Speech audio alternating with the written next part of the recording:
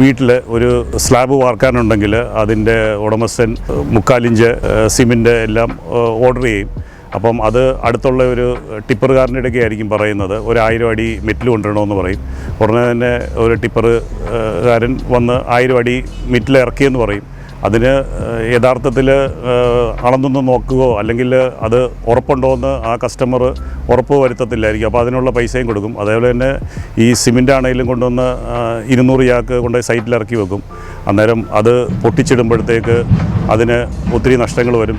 അതായത് ഞങ്ങളുടെ ready mix concrete കൊടുക്കുമ്പോഴത്തേക്ക് ഞങ്ങൾ അവർ 20 ക്യൂബിക് മീറ്റർ ഓർഡർ ചെയ്തെങ്കിൽ ഞങ്ങൾ ആ 20 ക്യൂബിക് മീറ്ററും കൊണ്ട് ആ സ്ലാബ് ഫിനിഷ് ആകുകയും ചെയ്യും.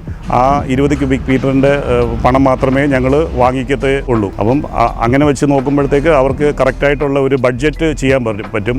ഒരു വീടിന് സ്ലാബിന് എത്ര രൂപ, എത്ര ക്യൂബിക് മീറ്റർ ഉണ്ട്, അതിന് എത്ര ചിലവാകുമെന്നുള്ളത് അവർക്ക് വാർക്കയ്ക്ക് മുമ്പ് തന്നെ അവർക്ക് ബഡ്ജറ്റ് ചെയ്ത് അവർക്ക് ആ പൈസയും കരുതി വെക്കാൻ പോലും കൂടുതലായിട്ട് അവർക്ക് നഷ്ടങ്ങളൊന്നും സംഭവിക്കുന്നില്ല.